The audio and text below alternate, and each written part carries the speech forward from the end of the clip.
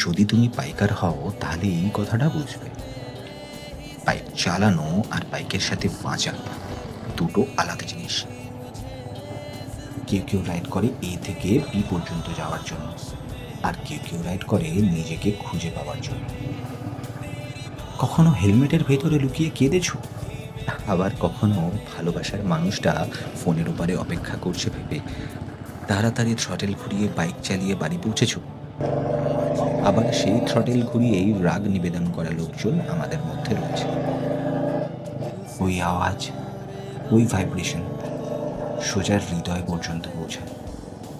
Bike তোমাকে শুধু সামনের দিকে নিয়ে যায় না, কখনো কখনো নিজের ভেতরে নিয়ে যায়।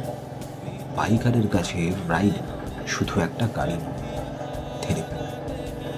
এটা পালানোর রাস্তা, কোনো একজন বন্ধু।